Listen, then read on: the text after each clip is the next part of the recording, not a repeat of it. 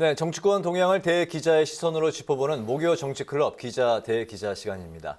오늘도 성한용 한겨레신문 선임기자, 최병목 전 TV조선 해설위원 두 분과 함께하겠습니다. 어서 오십시오. 어서 오세요. 네, 안녕하세요. 네. 네, 오늘 함께 이야기를 나눠볼 주제는 최 의원께서 발제를 해오셨죠? 네, 조금 전에 사실 그 방송을 해드렸지만 이제 이준석 국민의힘 대표의 자맹이라고 할까요? 뭐 당무거부라고 할까? 뭐 여러 가지 표현도 등장하고 있습니다만 이게 굉장히 길어지고 있습니다. 네. 우리가 흔히 투스톤 이렇게 얘기하는데 윤석열 후보와 그러니까 이준석 후보 간의 갈등 이게 과연 출구 전략이 있을까 하는 부분을 한번 다뤄보고자 합니다. 알겠습니다. 방금 위원님께서 말씀하신 대로 이제 대선이 100일도 채 남지 않은 그런 시점에서 길어지고 있는 이준석 당대표의 자맹, 그리고 이제 국민의힘 윤석열 대표와의 이제 갈등으로, 후보와의 이제 갈등으로 국민의힘 선대위가 지금 이제 위기를 맞고 있는 상황인데, 이준석 대표가 이제 자맹 전에 SNS에 여기까지입니다라는 이제 의미심장한 글을 남긴 게 그때 당시 어떤 그 결정적인 계기가 있었던 게 아니냐, 이런 이제 해석도 나오고 있는데 두 분의 시각을 들어보도록 하겠습니다. 먼저 최 의원님. 근데 그게 이제 11월 30일 날 그 있었는데 그 전날 그 초선 의원들 5명하고 같이 폭탄주 회동을 했다는 거 아니겠습니까? 네. 폭탄주 회동을 하는 와중에 이 글을 올린 거예요.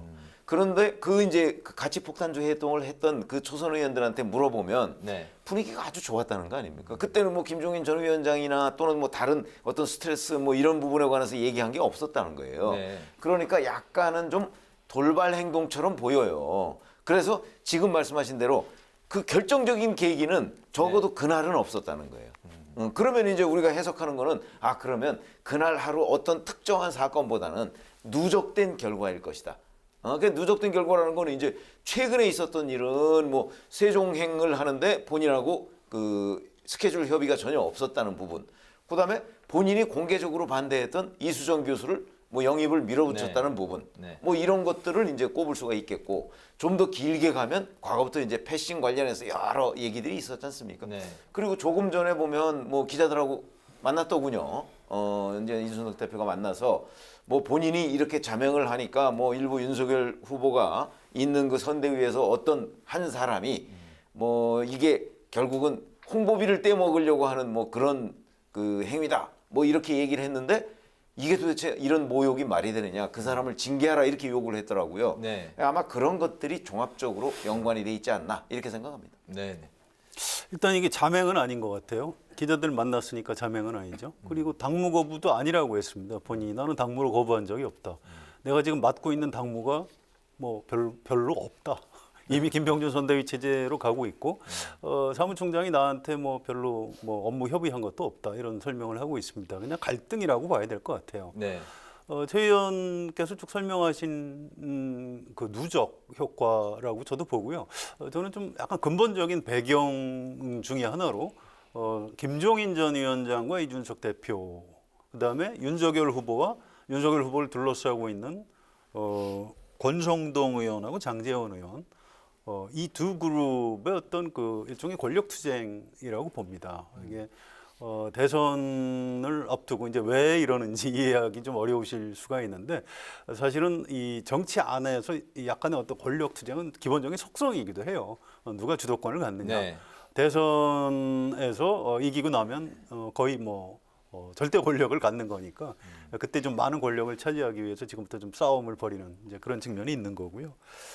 지방선거 공천권 뭐 이런 것도 좀 달려 있다고 합니다. 이게 당내에서 좀 이거 시니컬하게 보는 분들은 윤석열 후보의 그 귀를 누가 잡고 있느냐. 그래서 뭐 권칠 장삼이다 또는 장칠 권삼이다. 그러니까 장제원 의원이 좀 더 세다 아니면 권성동 의원이 좀 더 세다 이제 이런 얘기들을 하고 있습니다. 네. 그래서 일단 별로 그 보기는 좀 좋지 않은 장면인 것 같아요. 이게 지금 윤석열 후보가 어떻게든 해소를 해야 되는데 빨리 좀 그 리더십을 발휘해서 이 갈등을 좀 정리해야 될 이런 상황인 것 같습니다. 네. 네, 말씀하신 내용 연장성산해서 좀 보자면은 이번 갈등 핵심에는 그 윤핵관으로 불리는 윤석열 핵심 관계자들, 이 측근 문제가 지적이 되고 있는데요. 이 대표가 오늘 이들의 모욕적인 발언이 상황을 악화시켰다고 언급을 하기도 했습니다. 윤핵관 실제로 윤 후보가 신뢰하는 측근이 맞다고 보십니까? 아닌 것 같아요. 여러 명입니다. 이미 지목된 사람이. 제가 차마 방송에서 그 이름을 댈 수는 없는데요. 기자들 사이에도 분분합니다. 그 당대표실에 물어보면 아니 그 사람은 아니다. 이제 이런 식으로 계속 부인하고 있어요. 네. 누군지 몰라도 약간 좀 악의적으로 윤석열 후보하고 이준석 대표 사이를 좀 교묘하게 이간질을 하는 사람이 있는 것 같아요. 이게 거기에 좀 이준석 대표는 윤석열 후보가 약간 놀아나는 측면이 이유가 있고요. 뭐라고 보십니까? 자기 어떤 개인적인 이해관계를 관철시키기 위해서라고 합니다. 뭐 여러 가지 아까 그 권력투쟁이라고 제가 설명을 드렸는데 그거의 좀 연장선이라고 봐야 되고요. 한 명이 아닐 가능성이 높다고 합니다.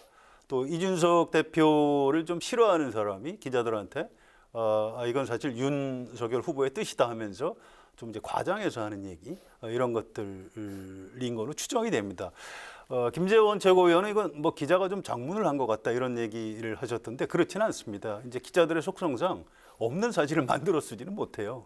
취재원 중에 누군가가 좀 악의적으로 이런 정보를 유통시키고 있는 것 같습니다. 네, 네, 네. 최의원님은요? 근데 저는 좀 생각이 다른데 이런 게 있습니다. 자, 핵심 관계자라는 표현이 써요. 기자들이 늘. 그런데 핵심 관계자 말고 그냥 관계자라는 표현도 씁니다. 다 익명이죠. 근데 핵심과 그냥 관계자의 차이가 있어요. 핵심 관계자는요. 기자들도 기사를 가지고 취재를 하다 보면은 자기랑 친한 사람이 있지 않습니까? 그런데 기자가 핵심 관계자라고 쓸 정도면 적어도 그 사람의 말이 나중에 윤석열 후보의 행동으로 나와야 돼요. 네. 그렇죠. 그래야 핵심이지. 그렇지 않고 뭐 핵심이라고 본인이 주장해서 쓰긴 썼는데 나중에 보니까 윤석열 후보의 행동은 완전히 거꾸로 가고 있어요. 그럼 그 사람은 핵심 관계자가 아니거든요. 근데 요즘 현장 기자들의 일부가 사실은 그런 부분을 약간 간과하고 있다는 느낌을 저는 많이 받습니다. 저희도 이제 아무래도 평론가라고 해도 취재를 좀 하잖아요. 네. 여기 좀 얘기도 듣는데 들어보면 정말 핵심이 아닌 얘기들이 핵심 관계자라고 해갖고 많이 드러나는 경우가 있어요. 그래서 이런 것들은 좀 조심해야 할 부분이고 지금 근데 그런 것들을 저는 일부 장문도 있다고 봅니다. 그렇기 때문에 핵심 관계자라고 기자들이 표현할 때는 정말 네. 자기가 적어도 그 사람이 얘기한 걸 그대로 기사화했더니 그것이 나중에 사실로 드러나는 경우가 상당히 많다고 했을 때 핵심이라는 단어를 붙이는 것이고 예를 들어서 그게 가장 많이 등장하는 데가 청와대 관련 기사입니다. 네. 그렇죠. 청와대가 대변인이 공식적으로 발표한 거 말고 백그라운드 브리핑을 하잖아요. 네. 그런데 그때는 대개 수석이나 관련 무슨 비서관이 할 경우가 있거든요. 그러면서 익명을 부탁해요. 그거는 사실은 명확하게 대통령의 뜻과 관련돼 있는 얘기예요. 그러니까 그런 때는 핵심이라는 걸 충분히 쓸 수 있는데 네네. 이 정치는 그 핵심이라는 걸 쓸 수 있는 경우가 그렇게 많지가 않습니다. 그래서 좀 구분해서 살펴볼 필요가 있다고 생각합니다. 알겠습니다. 어쨌든 그 이준석 대표가 현재 그 부산과 전남 순천 그 여수를 거쳐서 이제 제주도에 현재 머무르고 있는 걸로 알려지고 있는데요. 장제원 의원 사무실을 이제 뭐 미리 고지를 안 하고 이제 찾아간 것과 또 윤 후보가 이제 입당 당시 이 대표가 머물렀던 순천을 다시 찾아간 것 등 이 하나하나 행보에 대해서 의미 부여, 정치적인 해석을 이제 하고 있는 상황들인데 이 대표 행보에 과연 이런 이제 의미 부여할 만한 그런 상황들인 건지 그리고 언제쯤 복귀할 것으로 보이는지 두 분의 생각을 한번 들어보겠습니다. 일단 그 부산 장제원 의원 사무실을 찾아간 것은 약간 의도적인 걸로 생각이 됩니다. 권성동 사무총장이 이준석 대표를 만난다고 노원병 사무실을 찾아갔는데 네. 거기 가서 이제 그 장면이 그 언론에 노출이 됐거든요. 거기에 대한 일종의 좀 보복성 시위의 성격이 좀 있는 것으로 해석이 됩니다. 이준석 대표가 나이는 젊어도 정치한 지 굉장히 오래됩니다. 한 10년 정도 돼요 네. 벌써. 그래서 어딜 갔을 때 이게 정치적으로 어떻게 읽힐 것이다라는 걸 굉장히 정확히 아는 사람입니다. 그래서 그런 좀 메시지를 내고 있는 걸로 보이고요. 윤석열 후보한테 굉장히 강한 시위를 하고 있는 이런 장면이라고 보시는 게 맞을 겁니다. 이 문제 당신 후보니까 좀 풀어달라. 이제 이런 요구를 하고 있는 거죠. 그래서 아까 천하람 위원장이 그렇게 쉽게 올라올 것 같지 않다 이렇게 얘기한 것도 아마 이준석 대표의 속을 어느 정도 읽고 하는 얘기일 걸로 봅니다. 그래서 이게 이렇게 간단하게 쉽게 풀릴 문제 같지는 않습니다. 네, 어제 만난 사람이 그렇게 이야기를 한 거 보면 쉬운 상황은 아닌 것 같네요. 어제 그 느낌을 받지 않았겠습니까? 본인이 직접 그 만나서 지금 직접 만난 사람이 거의 없는 상황이니까. 그런 점에서 본다면 이제 12월 6일이 선대위 출범식이잖아요. 네. 근데 이제 이게 제일 지금 분수령이 되는 게 12월 6일까지 과연 이준석 대표가 복귀할 것이냐 아니면 그때까지 그냥 넘길 것이냐 이거. 넘기면 이제 윤석열 후보가 결심을 해야 돼요. 12월 6일 날 선대위 대표 없이 그냥 선대위를 발족을 시킬 것이냐 아니면 또 연기하느냐. 네. 근데 이게 또 연기하는 것도 사실 난감하거든요. 12월 6일도 늦은 거예요. 그런 차원에서 본다면 거기에서 또 한 번 결단을 해야 되는 순간이 다가오고 있다. 아마 그걸 미루지 않기 위해서 윤석열 후보 측이 상당히 그 이준석 대표 쪽에 뭔가 그 메신저를 보내고 뭐 이래 하지 않을까 저는 짐작이 되는데 네. 뭐 그 결론에 따라서 이제 요구사항이 있을 거 아니겠습니까? 오늘 네. 얘기한 거는 결국 그 당시에 윤핵관이라고 하는 뭐 홍보비를 떼어 먹으려고 한다라고 발언했다는 그 사람에 대한 징계를 요구했기 때문에 아마 그 사람에 대한 징계 정도를 혹시 그 윤석열 후보가 들어주거나 뭐 하면 또 그런 걸 명분으로 12월 6일까지는 올 수도 있지 않겠나. 저는 뭐 그런 예상은 해봅니다. 네. 네, 이런 가운데 윤석열 후보는요, 오늘 당의 원로들을 찾아서 조언을 구했습니다. 이 자리에서도 당의 내용이 언급이 되면서 의견이 아주 분분했다고 하는데요. 현장에서 나온 발언들 잠시 듣고 이야기 이어가겠습니다.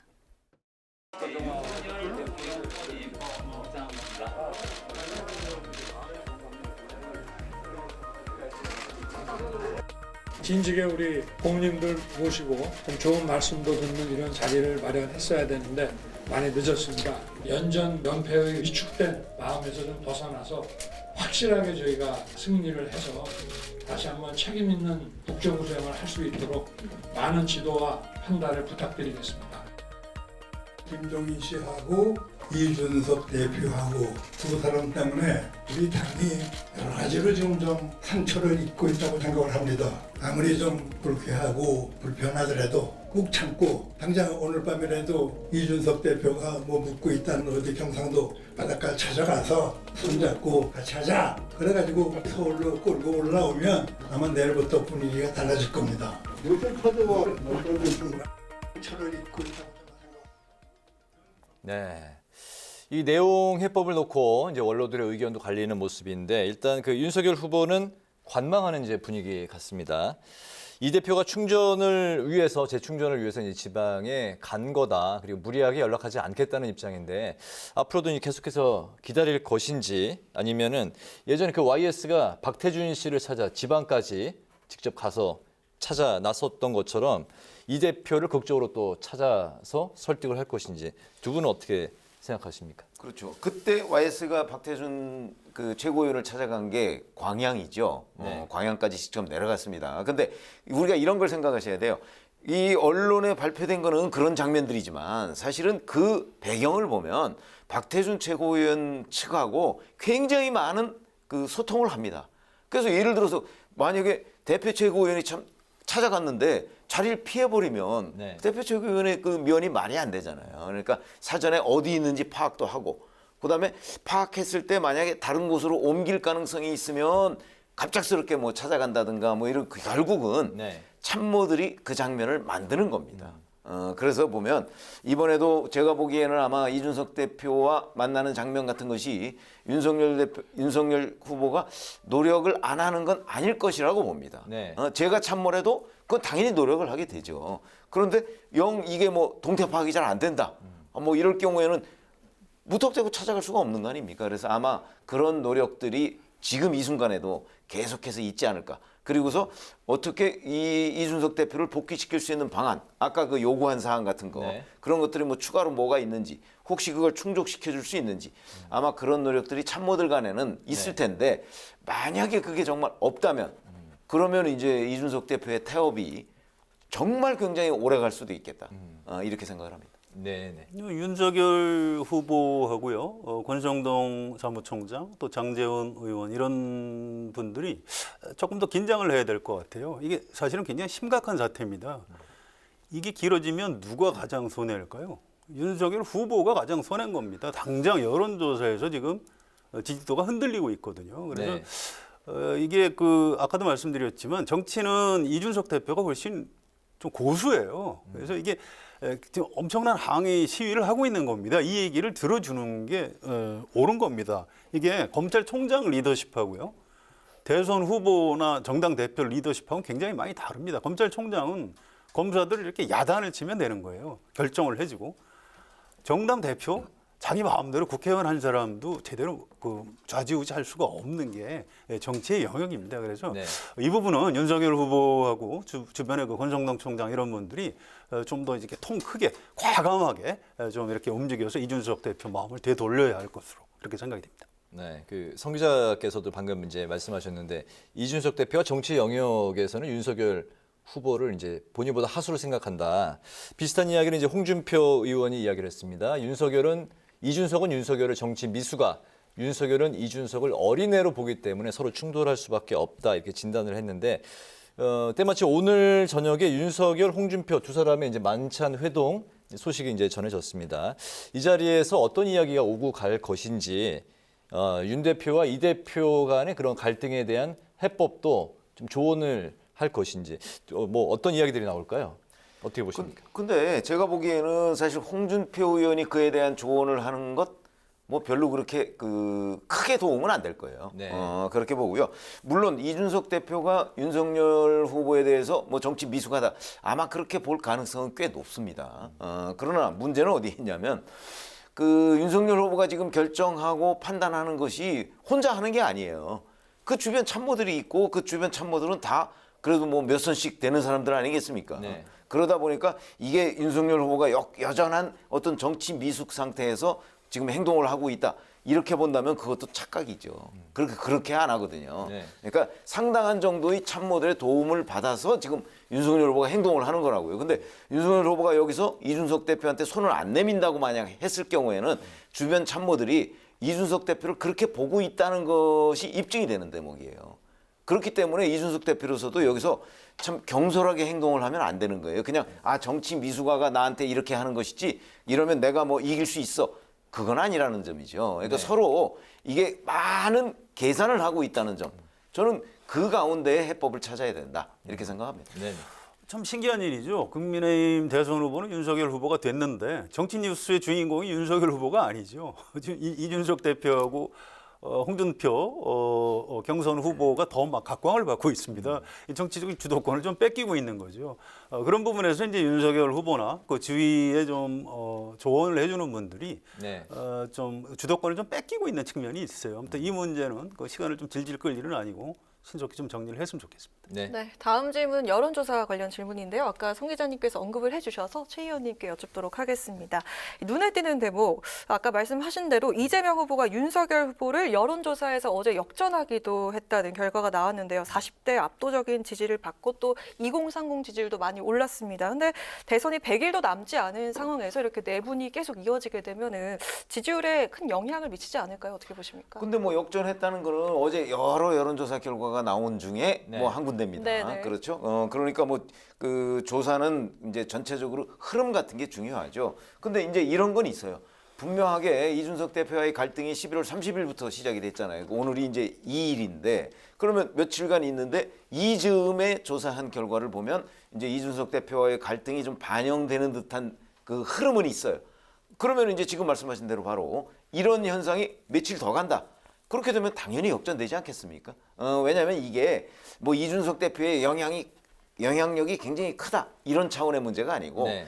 한쪽은 뭔가 선대위를 재편해서 뭐 좀 잘 가고 있는 느낌이 있는데 다른 쪽은 뭐 선대위 발족도 지금 안 한 상태고 그런데 대표와 후보 간의 갈등을 벌이고 그러면 상당수의 지지자들도 관망 상태에 들어갈 거라고요. 네. 관망 상태에 들어가면 부동층이 느는 거죠. 그렇게 되면 결국 윤석열 후보의 지지율이 내려갈 수밖에 없는 것이다. 그러니까 내려간 그 부동층이 다 이재명 후보한테 가지는 않아요. 금방 그렇게 가는 건 아니거든요. 그러나 부동층이 늘어나면, 그러니까 지지를 유보하는 층이 늘어나면 윤석열 후보의 지지율은 내려갈 수밖에 없다. 그렇게 되면 이제 지금 어차피 그렇잖아도 그 차이가 별로 안 나잖아요. 그러면은 이게 충분히 역전될 수 있는 가능성, 그건 있다고 봅니다. 네, 네. 골드 크로스. 네. 골든 크로스라는 말은 민주당 측에서 이제 하는 말이고요.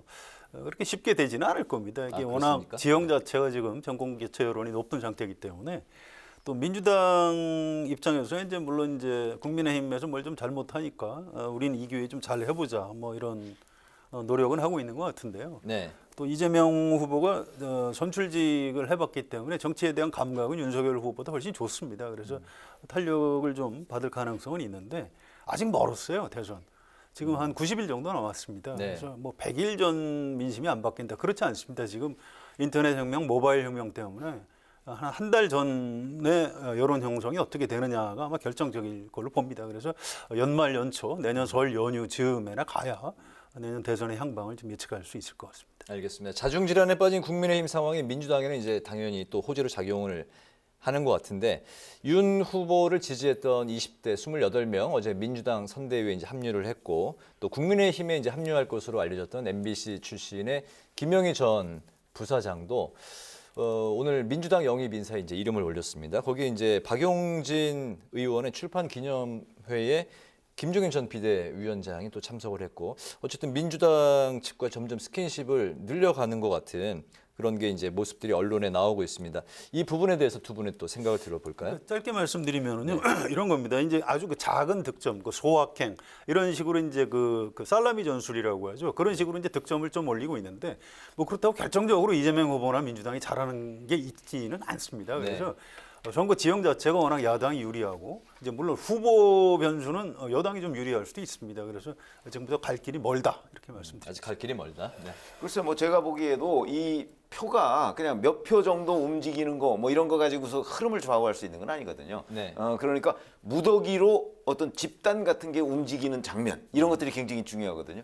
근데 아직까지 그런 장면은 나오지 않았다. 저는 이렇게 생각합니다. 네. 네, 한 줄 논평 짧게 들어보도록 하겠습니다. 성 기자님부터 들어볼까요? 예, 지금 말씀드린 대로 이 선거라는 게 참 미묘해요. 역대 선거를 이렇게 보면 그 정권을 잡은 것처럼 어떤 권력 다툼을 벌이는 쪽이 막판에 지는 경우가 많습니다. 그래서 오늘 제 한 줄 논평은 오만하면 진다라고 하겠습니다. 네. 그 지금 요새 이제 그 영입 경쟁이 벌어지고 있잖아요. 여기저기서. 그러면서 뭐 누가 누구를 영입했고 뭐 영입했더니 무슨 구설수가 오르고 뭐 어쩌고 이런 얘기를 하고 있는데 제가 아까 잠깐 말씀드렸듯이 바로 저희가 한 줄 논평은 선거에서는 표 가진 사람이 VIP다. 이런 말씀을 드리겠습니다. 네, 선거에서 표 가진 사람이 VIP다. 오늘은 그 대선 상황을 중심으로 살펴봤는데요. 국민의힘 상황을 중심으로 살펴봤고 조만간 저희가 또 민주당 상황도 집중적으로 짚어보는 시간을 마련하겠습니다. 오늘 목요 정치클럽 기자 대기자 시간에는 지금까지 최병묵 전 TV조선 해설위원, 성한용 한겨레신문 선임기자 두 분과 함께했습니다. 오늘도 말씀 잘 들었습니다. 고맙습니다.